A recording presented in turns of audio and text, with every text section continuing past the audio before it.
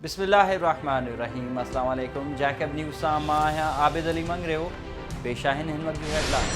सदर पाकिस्तान डॉक्टर आरिफ अलवी ऐं गवर्नर सिंध इमरान इस्माइल वफ़ाक़ी वज़ीर सरदार मोहम्मद मियां सूमरो सां संदसि माउ अॻूणी ज़िला नाज़मा बेगम सईदा अहमद सूमरो जे लाॾाणे ते अल मोहम्मद हाउस पहुची ताज़ियत कई ऐं ॾुख जो इज़हार कयो। इन मौक़े ते सरदार मोहम्मद मियां सूमरो जी भेण मलिहा मलिक, सरदार ज़ादा मौला बख्श सूमरो, सरदार तारिक जावेद लोहर, सरदार सखी अब्दुल रज़ाक खोसो, मीर अज़हर खान पावर ऐं ॿिया मौजूद हुआ। सदर पाकिस्तान डॉक्टर आरिफ अलवी जी जैकबाबाद आमद जे मौक़े ते पुलिस पारां शहर में सख़्त हिफ़ाज़ती इंतज़ाम कया विया हुआ ऐं अल मोहम्मद हाउस ॾांहुं ईंदड़ वींदड़ समूरा रस्ता आम ट्रैफ़िक लाइ बंदि करे पुलिस ऐं रेंजर्स जी वॾी नफ़री मुक़ररु कई वई। सदर आरिफ अलवी जी आमद जे मौक़े ते मीडिया नुमाइंदनि खे परे रखियो वियो ऐं सदर पाकिस्तान मीडिया सां ॻाल्हाइण खां बग़ैर ई वापसि हलिया विया। इन खां अॻु MP शहरियार ख़ान शर्ब वफ़ाक़ी वज़ीर मोहम्मद मियां सूमरो सां अमर जी वफ़ात ते ताज़ियत कंदे ॾुख जो इज़हार कयो। जैकबाबाद में समेजा बिरादरी जी ॿिनि धुरनि में हलंदड़ संगावती तकरार तां हिकु धुर पारां घोट जे घर ते का मुबैना तौर औरतुनि खे यरगमाल बणाए 3 तोला सोन ऐं 2.5 लख रुपया रोक रक़म फुर करण बाद घोट जे ॾाज खे बाहि ॾेई छॾी।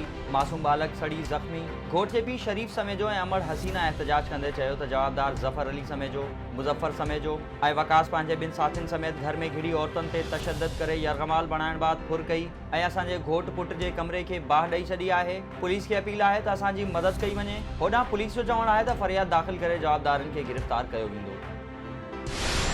में कुछ ॾींहं अॻु बिजली जी तार तां थियल झेड़े में क़तल थियल डॉक्टर अहमद नूनारी ऐं नीगर सईद अहमद भट्टी जे जवाबदारनि जी गिरफ़्तारी लाइ नूनारी बिरादरी ऐं शहीद भुट्टो पारां ठुल प्रेस क्लब आॾो हाकिम अली नूनारी, अब्दुल समद, मुख़्तियार नूनारी, नसीबुल्ला नूनारी ऐं ॿियनि जी अॻवानी में एहतजाजी मुज़ाहिरो कयो वियो। संदन चवणु हो त गुंजा बिरादरी पारां 13 वरनि जे नीगर सईद अहमद भट्टी ऐं डॉक्टर अहमद नूनारी खे सरेआम दहशतगर्दी कंदे क़तल कयो वियो आहे।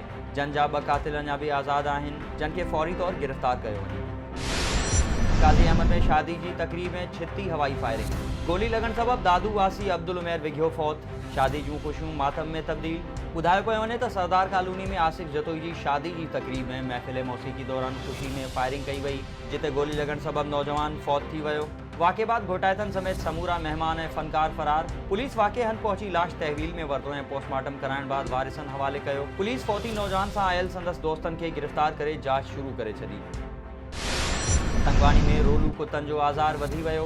छिते कुतनि 4 शागिर्दनि समेत 15 ॼणनि खे ॾाढे ज़ख़्मी करे छॾियो, जंहिंमें मुश्ताक लाशारी, मोहम्मद उमर गुजरानी, आमिर सुंदरानी, तालिब खोसो, रहमान, अब्दुल सत्तार, कादिर, आसिफ अली ॿिया शामिल आहिनि। ज़ख़्मियुनि खे सिविल अस्पताल में वैक्सीन लॻाईंदड़ अस्पताल अमले जो चवणु हो त तंगवानी में कुतनि जे ॾाढ़ण वारे केसिस में इज़ाफ़ो थींदो पियो वञे।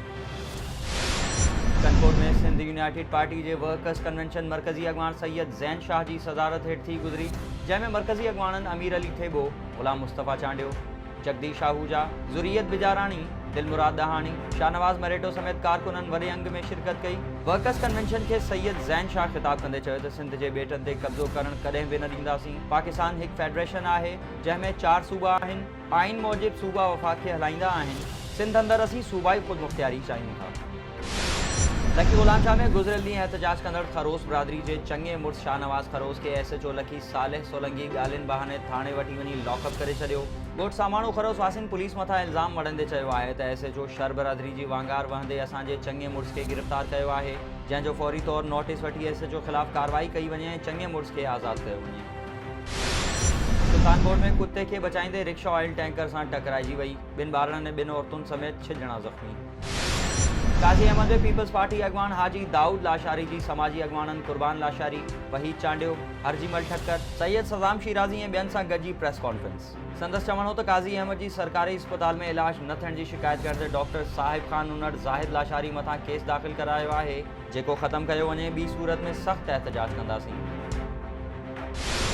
करमपुर में ॻोठ नूर हसन ख़ान बाचकाणी में बाचकाणी बिरादरी जी 2 धुरनि में ज़मीन जे मामले तां झेड़ो। 2 धुरनि जा 5 ॼणा ज़ख़्मी। ज़ख़्मियुनि में वाबडा मुलाज़िम शरफुद्दीन, संदसि भाउ अब्दुल कादिर बाचकाणी, इस्लामुद्दीन, रसूल बख्श ऐं मोहम्मद शाबान शामिल आहिनि।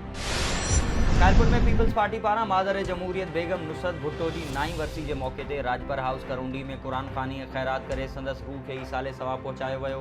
इन मौके ते लेडीज़ विंग अॻवान एडवोकेट ज़ैनब बलोच, शुजा खान राजपर, अतहर लाशारी, रियाज़ हुसैन चांग, एडवोकेट फिरोज़ खान चांग, अल्लाह जवायो शर, अमीर गुलमला, ज़रीना लाशारी, अजीमा खास खैली, समीना खंडे, अनिला बलोच समेत कारकुननि वॾे अंग में शिरकत कई। 12 रबीउल अव्वल वेझो ईंदे ही हर पासे मरहबाया मुस्तफ़ा जो पड़ाडो। शहर शहर गोट गोट घिटी घिटी मिठे मोहम्मद जी आमद वारे ॾियार जे सिलसिले में जश्न ईद मिलादुल नबी रैलियूं कढियूं पियूं वञनि ऐं महफ़िल मिलाद कराया पिया वञनि। मथे जीअं भरपासे जे इलाइक़नि में ईद मिलादुल नबी जे सिलसिले में तयारियूं आख़िरी मरहलनि में दाख़िल। आराई ॻोठ में मंगरिया बिरादरी जे मोज़िज़ जुनैद अहमद मंगरियो पारां मंगरिया हाउस ते मिलाद मुस्तफ़ा जी पुरनूर तक़रीब मुनक़िद कई वई, जंहिंमें इलाइक़े जी मुख़्तलिफ़ बिरादरियुनि जे मोज़िज़ीन समेत समय माण्हुनि शिरकत कई। जंहिं दौरान मिलाद आमद मुस्तफ़ा में शरीक आशिक़ाने रसूल खे नाले वारे आलिम दीन अल्लामा मुफ्ती शफ़ीक़ अहमद क़ादरी, मौलाना हबीब अहमद क़ादरी ऐं ॿियनि ख़िताब कयो। बडाणी में 12 रबीउल अव्वल जे हवाले सां सुन्नी तहरीक जे मोहम्मद अली छिजण ऐं अब्दुल जब्बार छिजण जी अॻवानी में ॻोठ मौलवी दड़ो छिजण खां जश्न ईद मिलादुल नबी रैली कढी वई।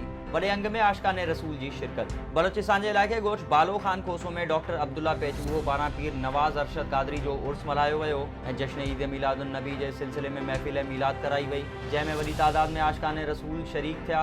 महफ़िल मिलाद में बलोचिस्तान जे मशहूर नात ख़्वान इनायतुल्लाह क़ादरी हुज़ूर जी बारगाह में हदियाए नात पेश कयो, जॾहिं त सिंध बलोचिस्तान पंजाब जे मशहूर बुज़ुर्गान दीन पीर मोहम्मद बाज़ेद अहमद सुल्तान अल क़ादरी, पीर सरमद सुल्तान अल क़ादरी ऐं अल्लामा मुफ्ती मोहम्मद आरिफ सईदी ख़ुसूसी ख़िताब कया। बोज़दार वारा में जश्न ईद मिलादुल नबी जे सिलसिले में दरगाह पीर सैयद मोहम्मद यूसुफ अली शाह जीलानी क़ादरी खां सैयद यूसुफ अली शाह जीलानी, क़ादरी सैयद अतर अली शाह जीलानी, क़ादरी सैयद मोहम्मद सकलैन शाह जीलानी ऐं ॿियनि जी अॻवानी में रैली कढी वई। रैली में आशिक़ाने रसूल वॾे अंग में शिरकत कई। हर तरफ़ मरहबा या मुस्तफ़ा सरकार जी आमद मरहबा जा नारा गूंजंदा रहिया। कंदकोट में हाफ़िज़ुल मिल्लत यूथ ऑर्गेनाइज़ेशन ऐं जमायत अहले सुन्नत पारां जश्न ईद मिलादुल नबी जे हवाले सां रैली कढी वई। रैली जी अॻवानी हाफ़िज़ वज़ीर अहमद अल क़ादरी, फ़िदा हुसैन बाचकाणी, डॉक्टर अब्बास मोहम्मदानी ऐं ख़लीफ़ा ज़ुल्फ़कार ताहिरी कई। विरिया रोड में समाजी अॻवान अब्दुल हमीद ऐं मोहम्मद इरफान राजपूत पारां मिलाद मुस्तफ़ा करायो वियो, जंहिंमें फ़क़ीर ग़ुलाम मोहम्मद कीरियो, हाफ़िज़ अमजदी अतारी ऐं ॿियनि ख़िताब करे माह नूर जी फ़ज़ीलत बयानु कई। इन हुयूं हिन तां जूं हेडलाइंस। वधीक ख़बरुनि ऐं अपडेट्स लाइ विज़िट कयो असांजी वेबसाइट www.jacobnewsht.com ऐं फेसबुक ते फॉलो कयो। ॾिसंदा रहो जैकब न्यूज़, ख़बर खां हक़ीक़त ताईं।